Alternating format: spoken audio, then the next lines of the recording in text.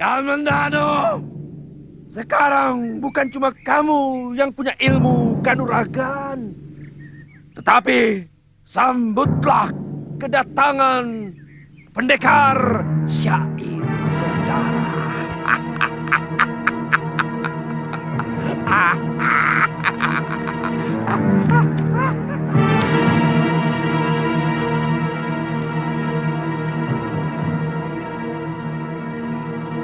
Mayapada,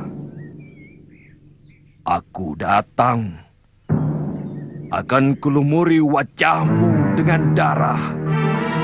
Akan aku tantang kekejamanmu dengan 2 cakarku. Kematian dalam nafasku. Kematian di setiap langkahku. Pada akhirnya, saat yang kita tunggu mulai nampak. Setelah diguncang oleh pemberontakan Ranggalawe, sahabatnya sendiri, sekarang Sang Ramawijaya terpaksa harus membunuh pengikutnya yang paling setia, Lembu Sora.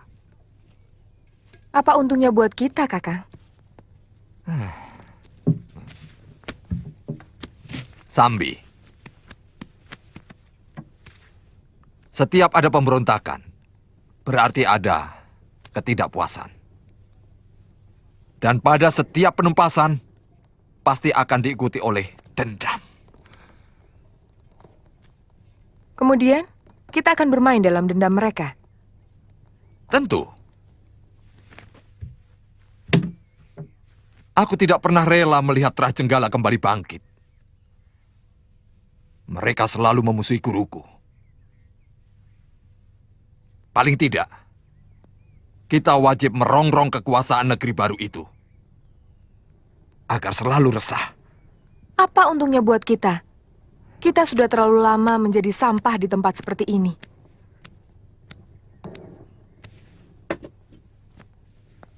Kita seperti tikus yang ketakutan. Padahal kita ini sepasang pendekar yang sangat disegani. Itulah persoalannya. Kita harus secepatnya mengembalikan kebesaran nama kita. Tentu tidak dengan melanglang bumi dan mengalahkan semua pendekar yang kita jumpai seperti dulu lagi. Itu ketinggalan zaman. Itu masa lalu yang harus kita lupakan. Dulu ada orang semacam Patih Kebo Mundarang yang bisa melambungkan nama kita, yang membuat kita sangat disegani. Di Kediri sampai Singosari. Lalu sekarang ini siapa, Kakang?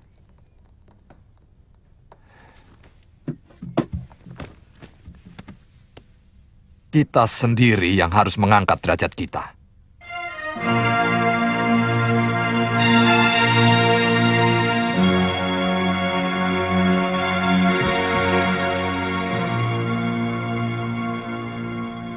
Sudah lama tongkat pencabut roh ini tidak mengambil kurban. Kakang belum menjelaskan bagaimana kita bermain di dalam dendam mereka. Kita harus segera bergerak, Nyai Dewi.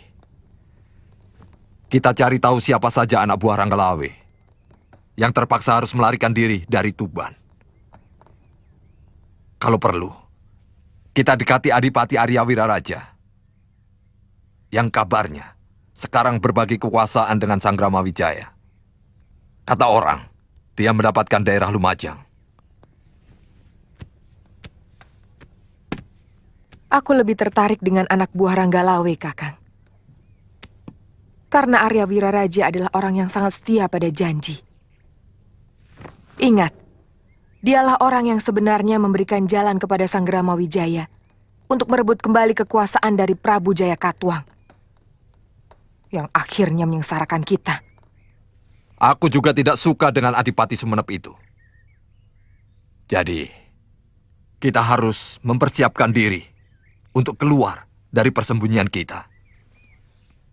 Kita kembali menjadi Raja Wali yang terbang bebas mencari mangsa. Adi Resapati, sebaiknya kita bermalam di sini. Apa tidak ada desa yang dekat dari tempat ini? Saya kira itu lebih aman untuk keselamatan kita. Saya tidak yakin ada desa di sekitar sini. Tapi saya yakin daerah kekuasaan Majapahit aman dari gerombolan begal. Kalau begitu, siapkan perkemahan. Oh, kita istirahat di sini. Dirikan kemah dan dapur umum. Gilirkan penjagaan. Bagaimanapun kita harus tetap waspada. Siapkan senjata kalian di tempat yang mudah dijangkau. Cepat, sebelum gelap, semua harus sudah selesai. Baik, Gusti. Tentang dugaan Kakang Ranggalawe, hampir semuanya benar. Sesudah Lembu Sora memberontak, entah siapa lagi yang akan menyusul. Benar-benar lupa daratan. Tapi Sang Prabu juga telah mengampuni Dewi Martaraga dan Tirtawati. Bahkan Gusti Kuda Anjampiani, putra Kakang Ranggalawe, diberi tanah perdikan di dekat Tuban. Itu siasat, supaya keturunan Ranggalawe tidak menaruh dendam.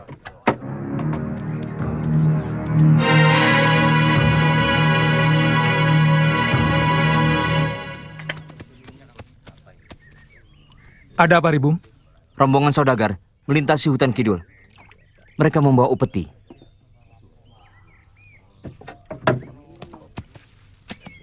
Berapa orang? Kurang lebih 20 orang. Mereka bersenjata. Pakaian mereka? 2 orang pimpinannya, seperti para temenggung. Artinya mereka bukan pedagang, Ribung. Kalau saudagar, paling banter mereka membawa pendekar bayaran. Mungkin mereka rombongan dari Lasem. Atau dari Boja. Yang mau mengirim upeti ke kota raja. Bagaimana? Kita harus hidup.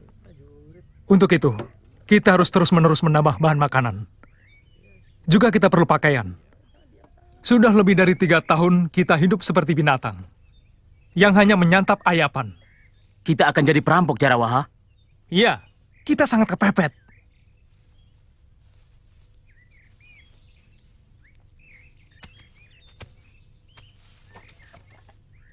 Saudara-saudaraku, untuk mempertahankan hidup, kita akan melakukan penyergapan pada rombongan yang kemungkinan membawa upeti buat musuh kita. Kalian siap? Siap! Kalau begitu, siapkan perlengkapan kalian. Begitu gelap, kita berangkat.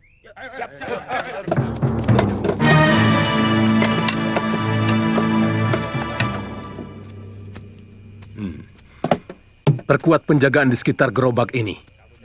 Perasaan saya agak kurang enak. Kata orang, Majapahit itu cantik-cantik dan penurut. Kalau saya punya uang, Tapi kalau utusan macam Kakang, pasti ada jalannya, Kang. tergantung jumlah upeti yang dibawa. Kalau daerah kecil, dengan upeti ala kadarnya, ya sambutannya biasa-biasa saja. Banyak yang ngomong kalau Rakrian Kanuruhan Majapahit itu orangnya rata-rata mata duitan. Gila harta. Bagaimana Jarawaha? Sudah terkurung. Usahakan. Jangan terlalu banyak korban. Ingat, kita bukan perampok. Kita hanya butuh barang jarahan untuk menyambung hidup. Apa bedanya? Kita sudah tidak memiliki masa depan. Adalah bodoh kalau kita mimpi untuk bisa bangkit dan mengalahkan kekuatan Majapahit. Kita akan selalu melakukan pencegatan untuk bisa hidup. Lalu apa bedanya dengan perampok?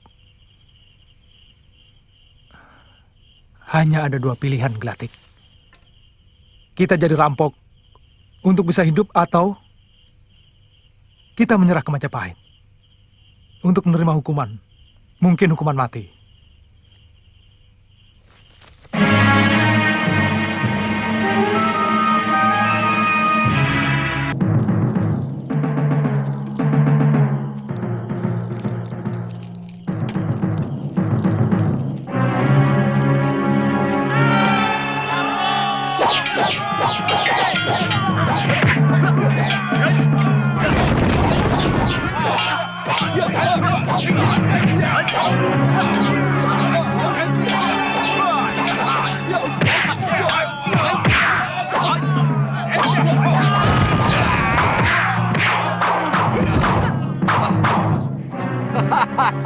Bangun pendekar.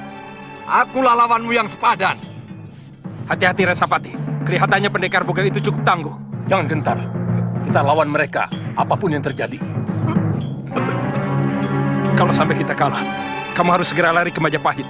Laporkan semua kejadian ini. Iya, baik. Biar aku yang menyelesaikannya, Kakak.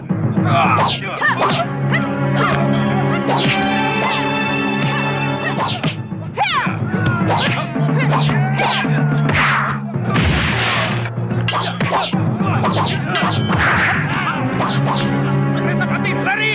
Ayo cepat lari! Tunggu. Tidak usah dikejar. Siapa kalian? Berani memerintah kami?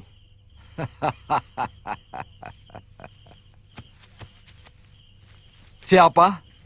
Itu tidak penting. Yang jelas kita mempunyai kepentingan yang sama. Apa maksudmu? Bukan hanya kalian yang membutuhkan harta jarahan ini. Kami juga. Saya tidak suka cara kalian. Dan jangan salah, kami bukan rampok. Kami pejuang-pejuang Tuban.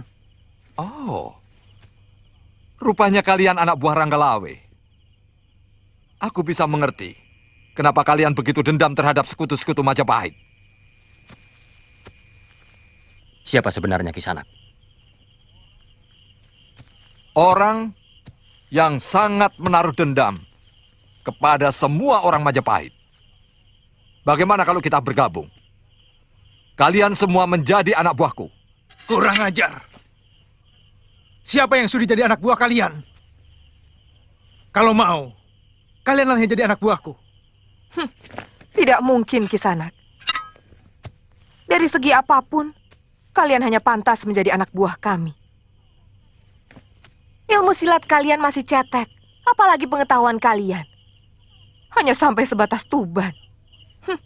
Kurang ajar.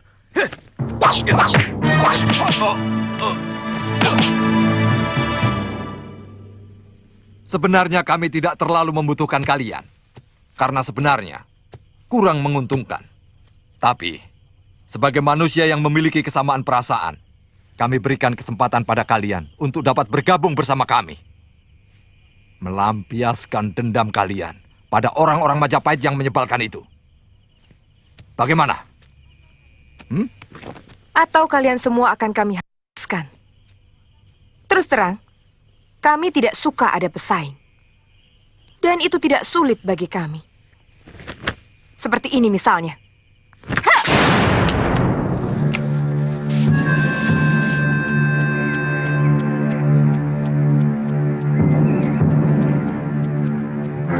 Kisanak siapa? Kenapa lari ketakutan? Apa saya ada di daerah Majapahit? Kisanak sudah berada di Majapahit. Cepat bawa saya ke tempat Rakrian Kanuruhan. Saya utusan dari Lasem. Semua rombongan saya habis dirampok di hutan selatan daerah Tuban. Lebih baik Kisanak istirahat dulu. Kebetulan besok hari penghadapan. Kalau kalian benar-benar memiliki kesamaan tujuan dengan kami, yaitu menggerogoti kekuatan Majapahit, maka langkah awal yang baru kita lakukan tadi malam masih jauh dari tujuan. Kita harus banyak lagi menghimpun anggota. Maaf, Empu. Saya kira sangat tidak mungkin bisa kita lakukan. Alasan apa yang bisa menarik mereka menjadi anggota gerakan kita? Sedangkan semua penduduk merasakan keadilan dan kemakmuran dalam pemerintahan Sang Prabu Majapahit. Itu pertanda bahwa kamu cuma seekor katak yang sibuk bernyanyi di dalam tempurung. Kalian tidak pernah mencoba untuk mengetahui bahwa ada sekelompok manusia yang hancur oleh kemegahan Majapahit. Terus terang, kami tidak mengerti apa yang Empu maksudkan. Apa kamu pikir para kerabat prajurit Kediri dan daerah-daerah kecil bawahannya yang hancur dibantai oleh prajurit Majapahit pada waktu pertempuran dahulu tidak ada yang sakit hati? Seperti juga keluarga kalian keluarga Ranggalawe. Dan siapa tahu juga keluarga Arya Wiraraja. Pernah kalian pikirkan itu? Dendam dan sakit hati tidak akan pernah bisa dibasuh oleh kemakmuran. Dia akan tetap tinggal dalam sanubari. Rencanaku, untuk sementara, kita akan tetap tinggal di sini, jadi rampok. Sambil menghimpun kekuatan baru. Perintahkan kepada beberapa anak buahmu untuk mencari orang-orang seperti yang kumaksud.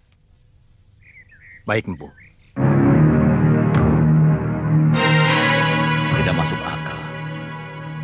Tiba-tiba di daerahku ada kawanan perampok. Ini tanggung jawab Rakrian Tumenggung. Kakang Wahana, bagaimana pengamananmu? Yang paling menakutkan, dua orang yang datang terakhir, Gusti. Dia berbadan pendek, dengan senjata tongkat.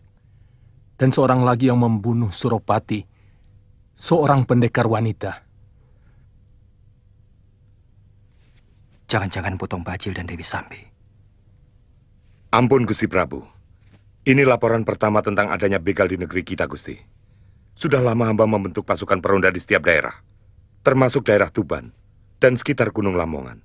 Tapi selama ini, tidak ada keluhan tentang perampok.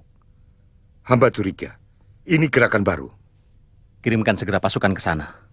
Saya tidak mau ada sedikit pun keresahan di negeri ini. Baik, Gusti Prabu. Kalian tahu, bahaya sebuah negara kalau keamanan dan ketentraman rakyatnya terganggu. Keresahan. Dan keresahan rakyat yang menyebabkan mereka meragukan kemampuan rajanya untuk memberikan perlindungan dan ketentraman pada mereka. Apalagi kalau pengaconya itu bukan perampok biasa, bukan penjahat biasa, tapi pengacau yang memang sengaja ingin melihat keruntuhan negeri ini. Ampun, Gusti Prabu. Semua titah Gusti akan kami kerjakan dengan sungguh-sungguh. Hamba mohon perkenan Gusti untuk secepatnya menyelenggarakan pertemuan dengan seluruh senopati dan Tumenggung Majapahit yang akan hamba pimpin bersama Rakyat Tumenggung dan Rakyat Rangga. Itu memang tugasmu, Kakang Pati. Saya ingin agar pengacau-pengacau itu segera diringkus secepat mungkin. Baik, Gusti Prabu. Bagaimana kalau kita bergerak sendiri ke Gunung Lamongan? Saya yakin pasti mereka kelompok Tong Bajil dan Dewi Sambi. Jangan, Kakang. Kelihatannya Gusti Prabu menaruh perhatian khusus dalam masalah ini. Kita harus mampu meyakinkan Rakyat Tumenggung agar diberi tugas khusus. Apa mungkin Empu Wahana tahu bahwa saya sangat dekat dengan Paman Lembusora? Pada akhirnya mereka sangat menyesal dengan tewasnya Paman Lembusora. Mudah-mudahan begitu. Saya setuju dengan pendapat Arya Kamandanu untuk mengirimkan Telik Sandi lebih dulu sebelum mengirim pasukan. Kenapa tidak langsung menyerbu mereka dan menghabisi sekalian? Resapati bisa menunjukkan sarang mereka. Paling tidak tempat di mana rombongan itu dirampok. Jangan gerusa-gerusu, Wahana. Kita harus berpikir lebih jernih dan tidak menggampangkan. Saya tahu, kalau Gusti Prabu memerintah, selalu mendesak. Tetapi kita tidak boleh gugup sampai harus melupakan kewaspadaan.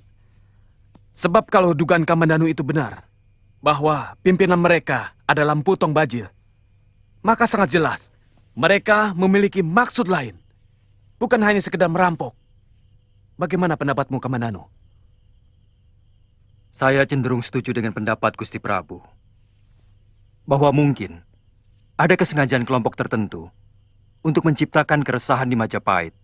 Dan kalau memang ini yang terjadi, maka perampok di Gunung Lamongan mungkin hanya sebagian kecil saja dari rencana gerakan besar mereka. Untuk menghadapi gerakan seperti itu, lebih baik kalau kita mengirimkan Telik Sandi yang merangkap juga sebagai pembasmi. Maksud saya, seorang Telik Sandi tapi memiliki ilmu kanuragan. Kalau Gusti Pati dan Gusti Rakyat Tumenggung percaya, saya dan Arya Kamandanu bersedia menerima tugas itu. Sebab Kalau pendekar cebol itu benar-benar Tong Bajil, maka bukan tugas ringan untuk menumpas mereka. Orang itu memang licik. Dia juga salah seorang yang menyebabkan runtuhnya Singosari. Dan kalau tidak salah, dulu dia juga memakai cara yang sama.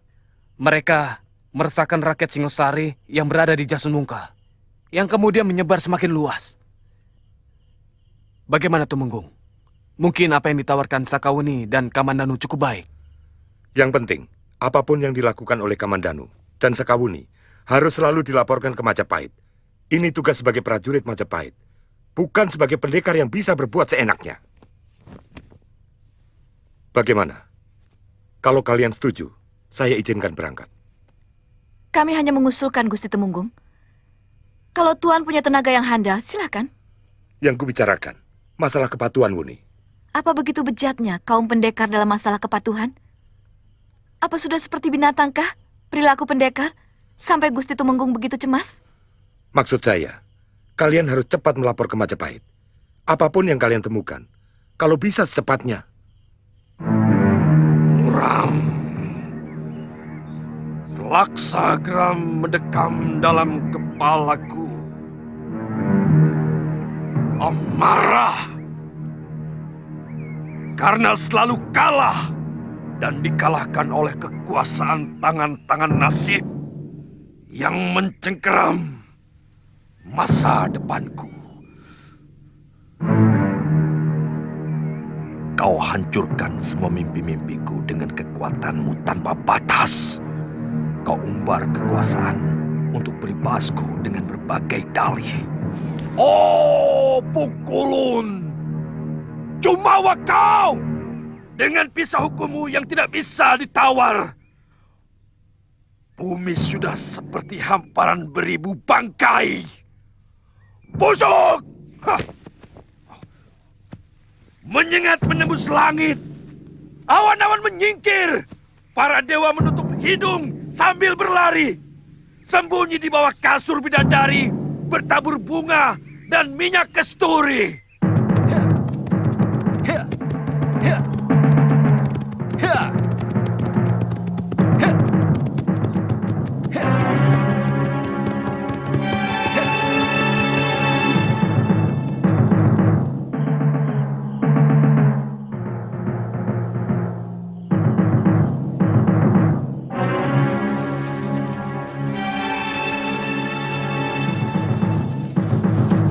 Ada yang datang.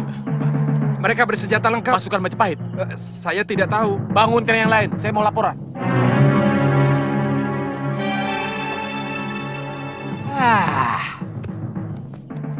Jangan suka gerabak-gerubuk. Sedikit-sedikit bingung.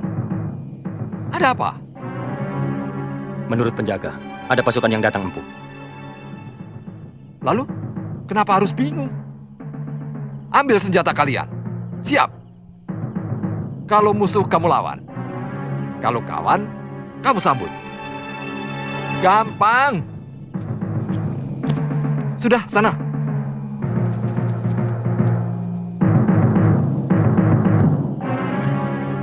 Ayo semua siaga!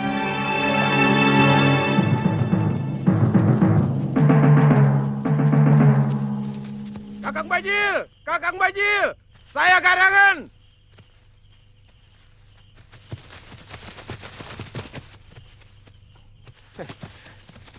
Aku mau ketemu Kakang Bajil. Garangan! Dari bau mulutmu aku tahu kau yang datang.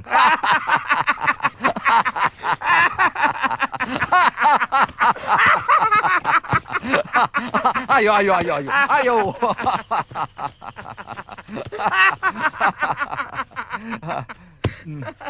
Dari mana kalian tahu aku di sini? Beberapa orang anggota rombongan dari Lasem yang Kakang rampok ketemu kami. Dia minta tolong. Katanya habis dirampok di sini. Terus? Aku tanya, perampok seperti apa? Terus? Dia jawab, pimpinannya pendek, tapi kejam sekali. Hampir semua anggota rombongan habis dibantai. Katanya, siapa lagi orang pendek berhati kejam kalau bukan Kakang? Terus. Aku mereka. Terus kemari. Aku kangen sama sampean, Kakang.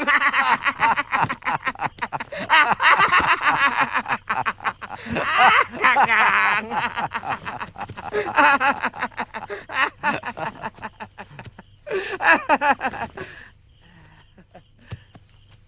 Hai, kalian dengar semua. Rombongan yang tadi datang dan membuat kalian morat-marit kebingungan adalah rombongan sahabatku. Dia ini namanya Garangan. Dia dengan rombongannya akan bergabung dengan kita semua.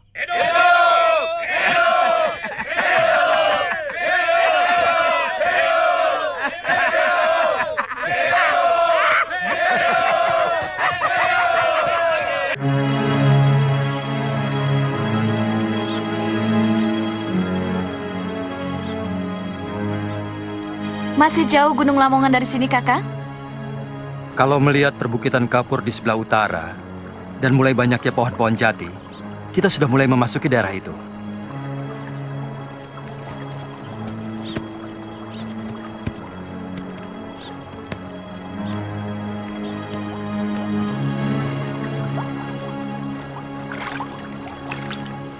Selama ini kami terpaksa selalu berpindah-pindah tempat untuk mempertahankan hidup.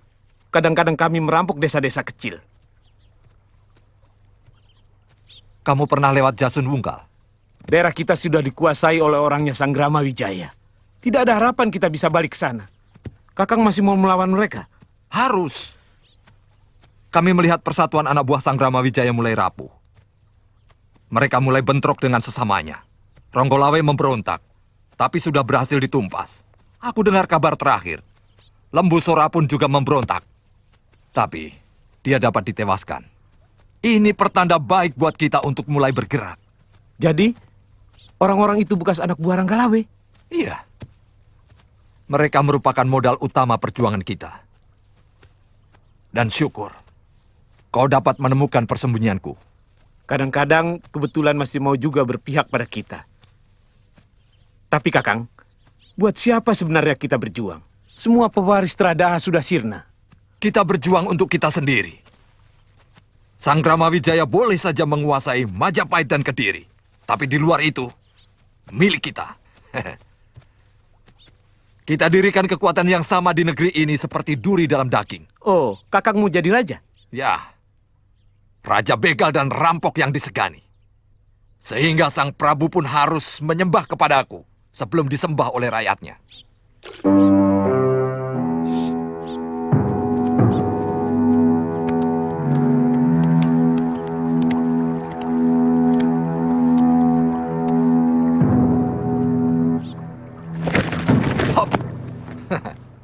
Ternyata kita ketemu lagi, anak muda. Rupanya Dewata sengaja mengirimkan pedang itu untukku. Jangan mimpi, Tong Bajil. Hari ini barangkali akan menjadi hari naas bagimu. Di sini kita akan tentukan siapa yang lebih pantas memiliki pedang itu. Dan kau tidak akan kubiarkan lolos lagi, Sakawuni. Aku sudah bersumpah untuk menangkal kepala pengkhianat. Dari dulu, kesenanganmu hanya mengumbar mulut, Bajil. Lakukanlah kalau kau mampu. Tidak lama lagi, perempuan Bilal. Serahkan pedang itu. Aku janji nyawamu tak akan kusik. Bila kau serahkan pedang secara baik-baik. Baik.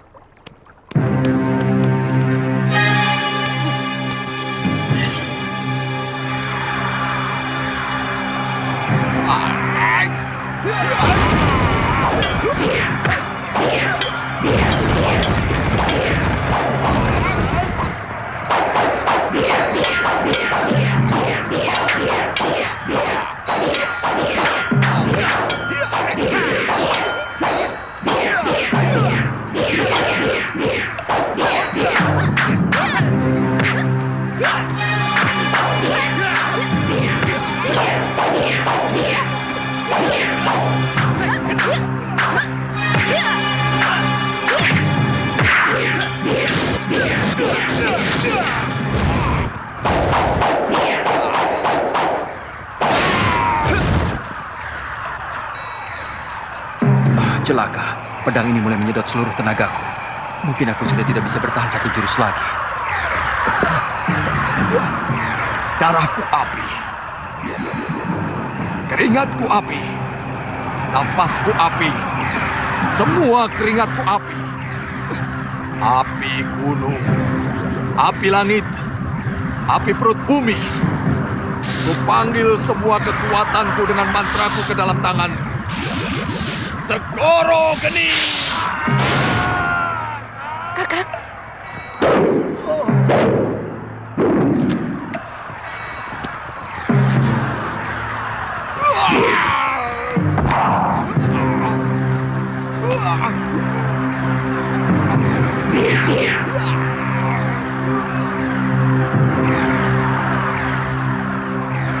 Sekarang saatnya kau harus merasakan kehebatan pedangmu sendiri, anak muda. Serakah membuat manusia rakus seperti sapi.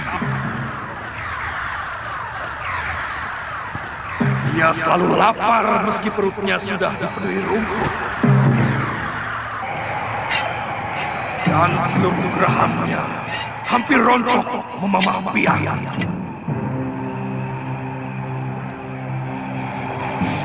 Sapi-sapi mengajar anak sapi untuk terus merasa lapar. Rumput-rumput membisiki tetangganya untuk terus tumbuh tanpa putus asa. Diam! Sairmu lebih butut dari pakaian dan rambutmu. Tanpa kendali air liurnya mengucur setiap melihat padang-padang rumput hijau royo-royo. Ingin rasanya dia telan seluruh lapangan ke dalam perutnya. Kurang ajar!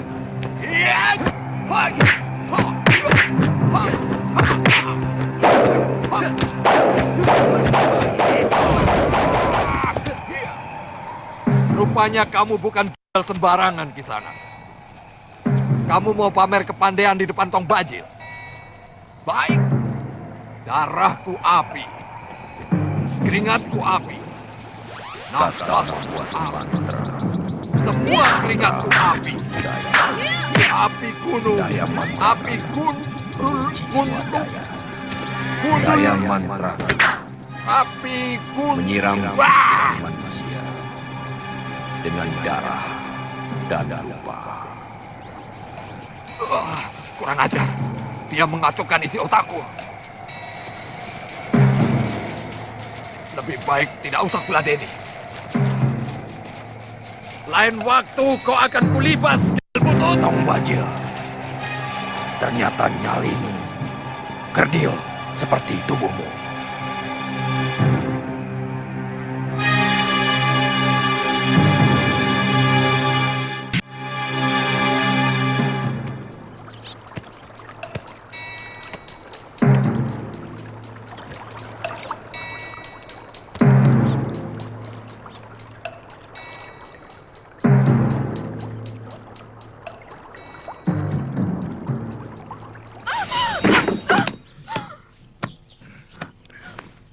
Cukup sudah kesabaranku. Suami berhati semacam kau harus dibalas. Bagus. Bagus. Ayo. Sudah cukup.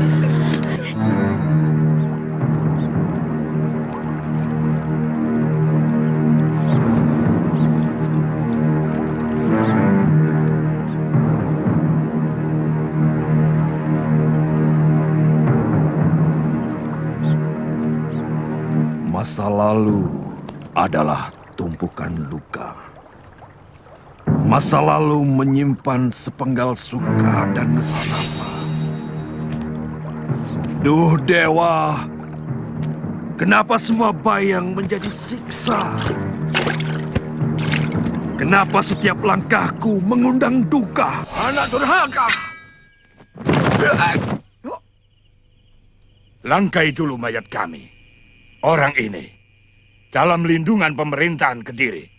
Persan dengan kalian. Minggir!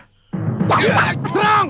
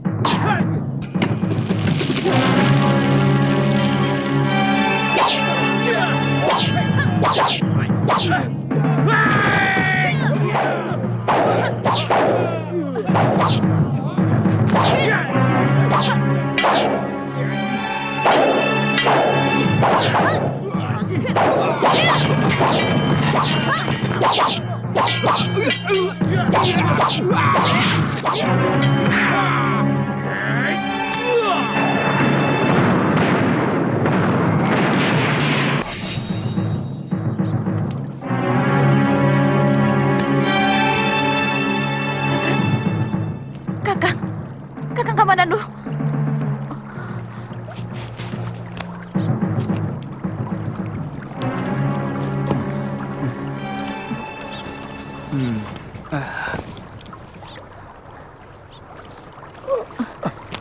Jangan bergerak dulu, Kakang. Luka di dada Kakang cukup parah. Mudah-mudahan obat yang dikasih ibu bisa untuk mengobatimu.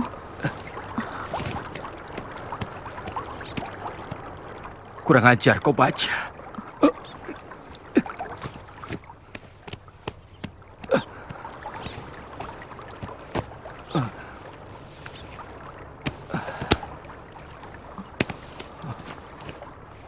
Untung tidak mengarah ke jantung.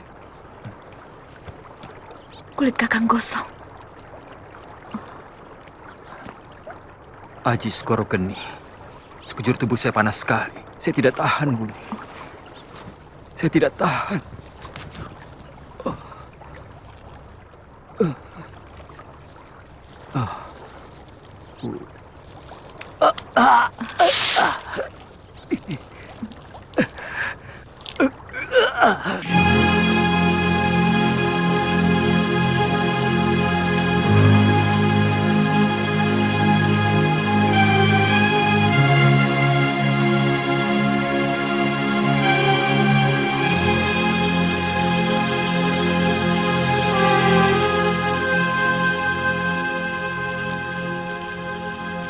Minum, Kakang.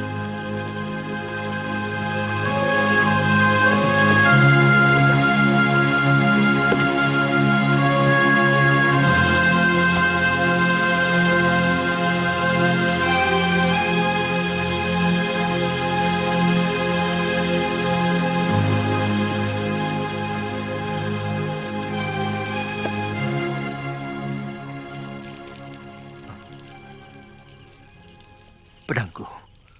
Mana pedangku? Di bawah lari tong bajil, Kakang. Sambi! Sambi!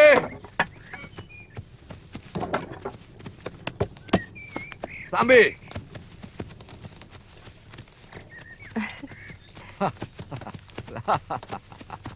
Lihat apa yang kudapat.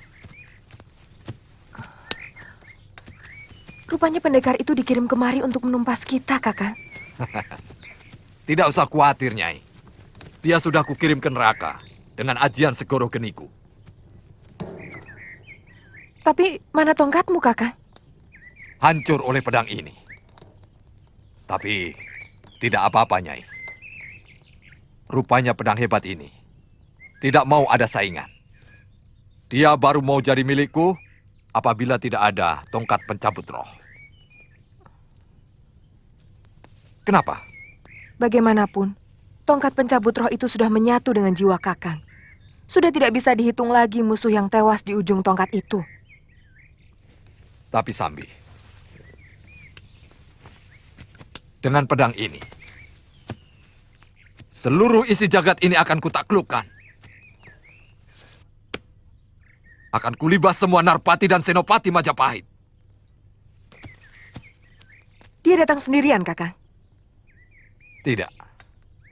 Sakawuni bersamanya. Tadinya keduanya mau kuhabisi.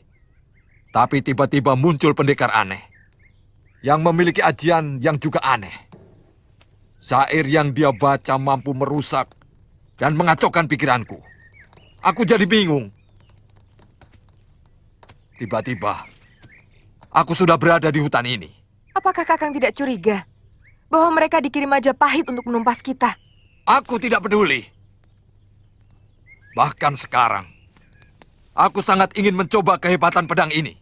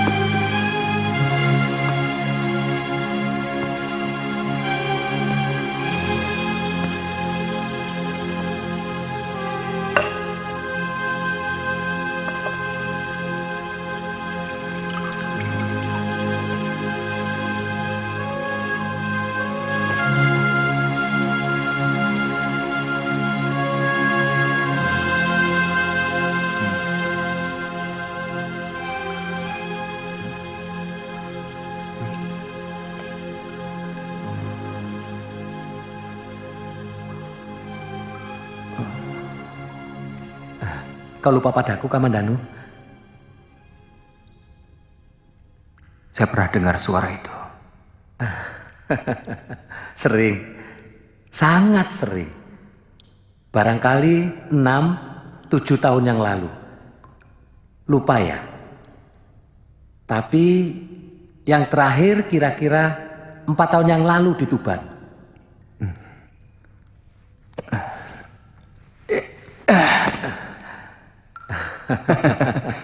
Wirot. Kamandanu. Ternyata kau juga ada di sini. Iya. Aku mimpi ketemu guru. Beliau menyuruhku menjaga gua jamur ini. Katanya ada mutiara yang tersimpan di sini. Mutiara? Iya. Tapi sebelum guru bilang, aku sudah terbangun. Lah kamu sendiri? Aku dengar kamu katanya sudah enak. Menjadi penggawa di Majapahit. Ceritanya panjang, Wirot.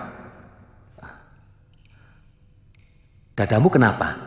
Ini salah satu sebab kenapa saya datang kemari. Saya dikalahkan oleh pendekar Empu Bajil. Dia memiliki aji segoro geni. Ini ciri-ciri murid durhaka. Kalau lagi senang, lupa sama guru. Tapi kalau susah saja. Aku letih sekali, Wirot. Apa dipijet?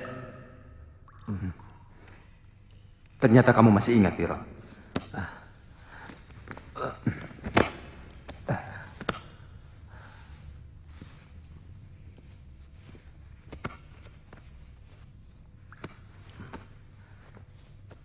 Aku sangat sedih mendengar cerita tentang keluargamu, Kamandanu.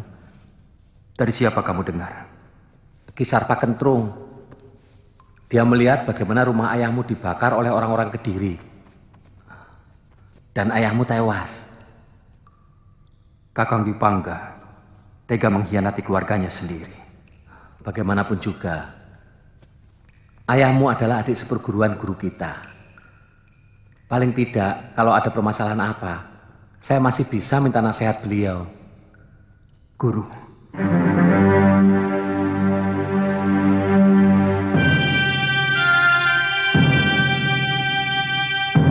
Kamandanu. Kamandanu. Guru, saya dengar suaramu.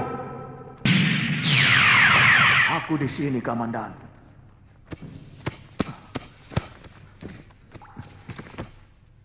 Maafkan saya, Guru.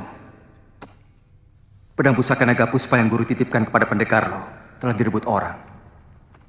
Tidak apa. Apakah tidak berbahaya kalau pedang pusaka itu dipegang oleh pendekar yang jahat? Seperti Mpu Tombajil, Guru. Tidak ada seorang pun yang bisa menggunakan pedang pusaka itu. Kalau dia tidak menguasai jurus ilmu naga puspa tingkat kelima. Kalau begitu pun saya tidak mampu? Bukankah Guru hanya mengajari saya sampai tingkat kedua? Ya, karena kamu tidak sungguh-sungguh mempelajari jurus itu. Kamu lebih suka keluyuran. Maafkan saya, Guru. Kalau begitu apa yang harus saya lakukan untuk mengambil kembali pusaka buatan Guru? Aku akan meninggalkan mutiara ilmu. Yang harus kalian pecahkan sendiri. Rahasianya. Di mana mutiara itu, Guru?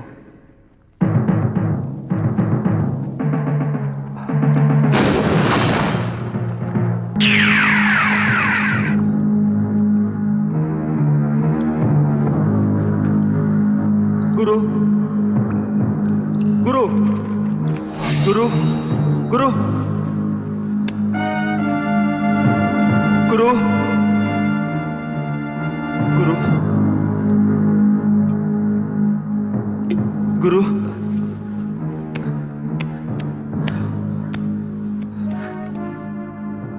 Guru. Kamandanu, bangun, bangun. Mana Guru? Mana Guru? Guru siapa? Kamu tuh ngelindur. Aku mimpi bertemu Guru, Wirot. Beliau mengatakan padaku tentang mutiara. Mutiara ilmu. Beliau menyuruh aku untuk mempelajari mutiara ilmu tersebut. Walah, ilmu apa lagi? Yang dulu saja saya udah nggak sanggup ya.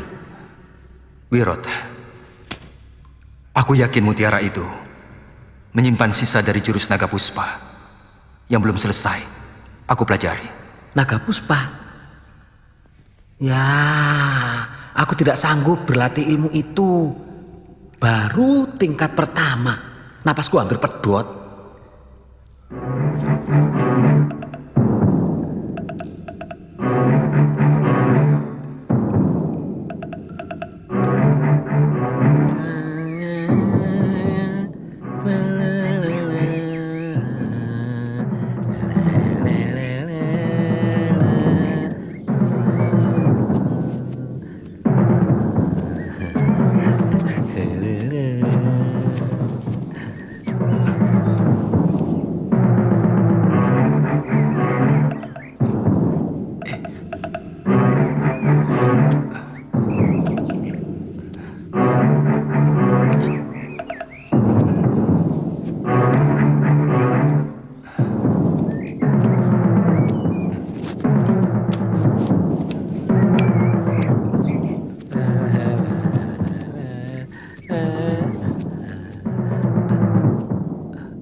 Kamandanu. Cari apa Kamandanu? Seluruh gua ini sudah aku ubek-ubek. Nih lihat, aku bawakan burung kesukaanmu.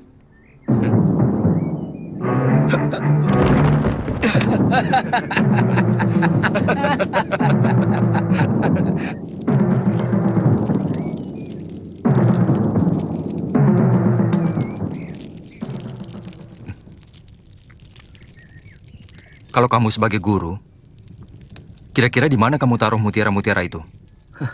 Kamu pikir aku belum berpikir seperti itu? Kamandanu, kalau soal mencari, Wirot ahlinya. Aku paling sering mencuri lauk yang Biung sembunyikan. Karena aku memakai ilmu itu. Kalau aku jadi Biung, lauk itu akan kusembunyikan di sini. Tapi karena itu juga yang menyebabkan aku dititipkan sama guru. Aku pernah mendengar pengalaman dari seorang raja maling. Suatu kali dia tidak mendapatkan apa-apa dalam pencuriannya di rumah orang kaya. Padahal dia sudah mencarinya di tempat-tempat yang paling sulit dan paling tersembunyi. Terus?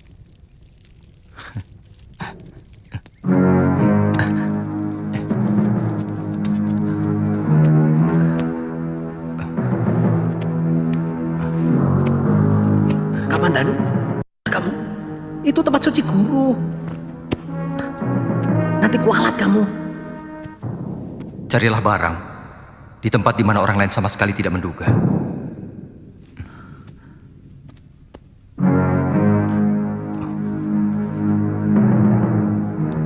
Wirot, coba dengar.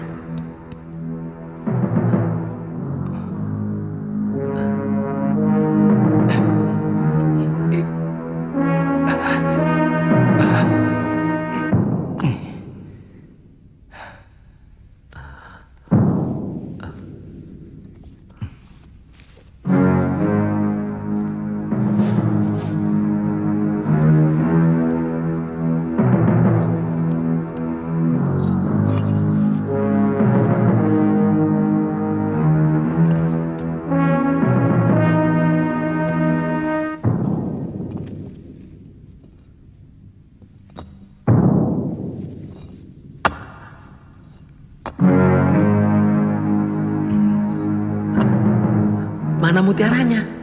Ini mutiaranya. Mana? Lihat, Wirot.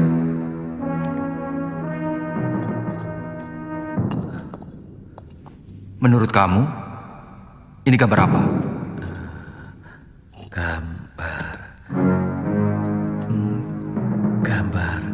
Gambar naga bumi. Tapi mana mutiaranya? Inilah mutiara ilmu yang diberikan guru kepada kita. Aku yakin ini sebuah rahasia dari jurus naga puspa. Lihat puspa yang ada di samping. Coba kamu baca tulisan di bawah ini.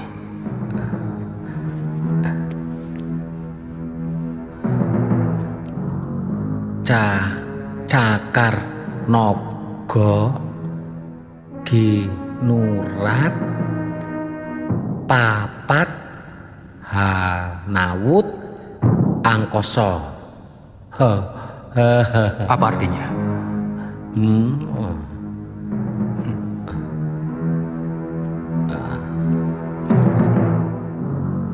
Lunggah Kapulungan. Apa maksud tulisan ini? Apa tadi bunyinya? Lunggah Kapulungan.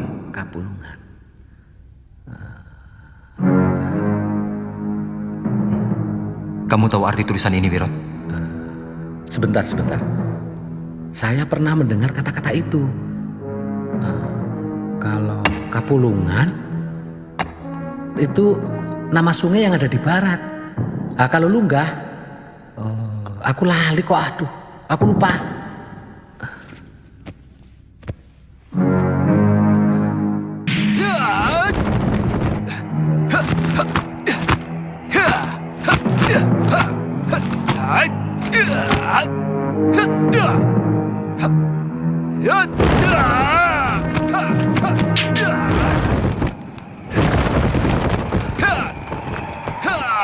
Ya, itu mirip sebuah jurus. Kamandanu, coba mainkan jurus naga puspa, lalu sambungkan dengan bentuk itu. Wah, bentuknya sama, Kamandanu. Hebat kamu. Itu cuma bentuk jurus. Tapi bagaimana jalannya? Apa saja bentuk pukulan dan tangkisan yang ada di dalamnya? Kita tidak pernah tahu. Mungkin benar katamu, bahwa mutiara ini berisi lanjutan dari jurus naga puspa yang sudah kita pelajari. Tapi bagaimana caranya mengurai gambar dan tulisan yang sulit dimengerti itu? Ini yang membuat aku bingung. Guru. Jadi orang kok senangnya bikin teka-teki.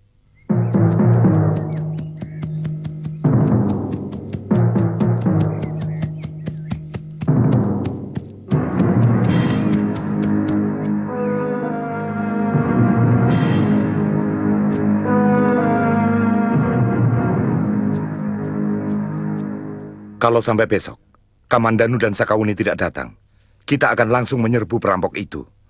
Dari dulu, aku tidak pernah suka bekerja sama dengan bekas pendekar. Untung dia datang.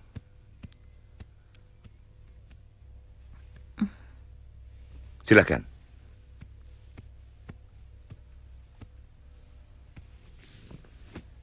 Bagaimana beritanya, Wuni? Kekuatan mereka lebih dari 300 orang. Yang kami curigai ternyata benar. Pimpinannya bernama Empu Tong Bajil dan Dewi Sambi. Kedua pendekar itu tidak boleh dipandang enteng. Cukup laporan tempat dan kekuatan mereka saja, Sakawuni. Saya tidak butuh penilaian. Mana Arya Kamandanu? Dia terluka sewaktu bentrok dengan Empu Tong Bajil. Saya tanya, di mana Kamandanu sekarang? Jangan kasar padaku, Rake. Aku bukan budak Tuan. Aku bukan bawahan Tuan. Dan aku melakukan tugas ini atas persetujuan Patih Nambi. Kenapa Tuan memperlakukan saya seolah-olah kami mendapat keuntungan dari tugas ini? Saya peringatkan sekali lagi, Tuan. Pendekar pendek yang bernama Empu Tong Bajil itu sangat berbahaya. Juga Dewi Sambi. Saya mohon pamit.